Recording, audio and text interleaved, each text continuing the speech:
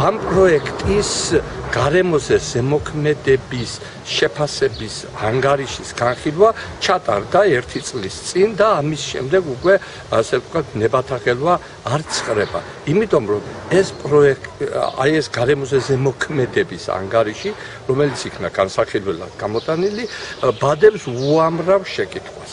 დავიწყოთ ელემენტარულად იმის, რომ გეოლოგია თან ახალი მასალები არ არის განხილული.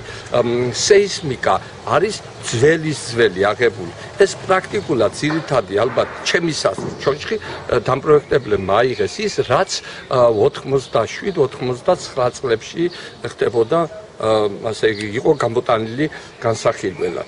უბრალოდ, როდესაც რაღაცას აკეთებ, კანონის მოითხოვს, რომ ალტერნატივა უნდა იყოს განხილული მასში. აქ ამ დოკუმენტში განხილულია ალტერნატივა როგორც ესე იგი როგორც ალტერნატივა განხილულია თბოელექტროსადგურის მშენებლობა. მაგრამ არც არ ჩანს ალტერნატივა, თქვათ, კაშხლის სიმაღლე რატო უნდა იყოს, თქვათ, ნამახვანხესის 111 მეტრი, ან არ უნდა იყოს 150 მეტრი, ან რატო არ უნდა იყოს 80 მეტრი. აი ეს არ ჩანს, იცით? და ეს მანიშნებს იმაზე, რომ დამოკიდებულება არის, აი გინდა თუ არა ასეთნაირად უნდა გაკეთდეს ყოველგვარი ასე ვთქვათ გარემოზე ზემოქმედების მოცალოდნელი ფაქტორის გარეშე. არ არის გათვალისწინებული ქვედაბიებში არსებულ ხესებს და ქალაქ ფოთს რა დაემართება მაშინ, როდესაც ამის შევსება დაიწყება. იქ დოკუმენტში წერია, რომ რადგან ქვევით უკვე ამ მშენებარე ხესის ქვევით არის უკვე დაკეტილი რიონი, ესო გავლენას არ მოახდენს.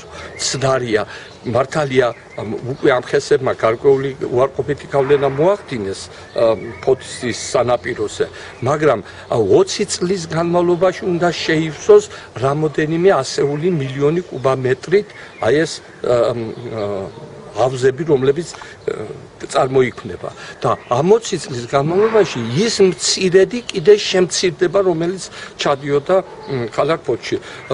გარდა ამისა, გვაქვს მოდელი, აი ლაჯანურ ხესი, გუმათის საგუბარი, აგერ რიონის წყალსაცავი, ხო, ჭომაში. წაიღო ამ წყალსაცავის შემდეგ წაიღო ჭომის დასახლების ნაწილი, სოფელი ლაჯანა პრაქტიკულად განადგურდა.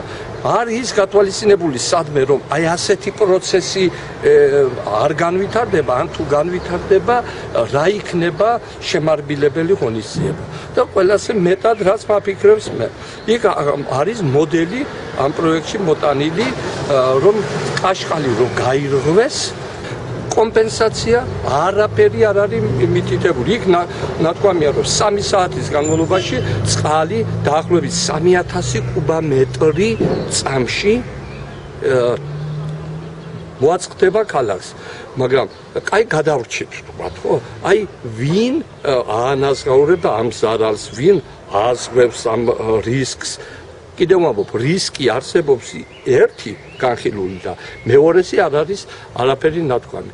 და აი ჩაკეტილობა, რომელშიც ხდება აი ამ გადაწყვეტილებების მიღება.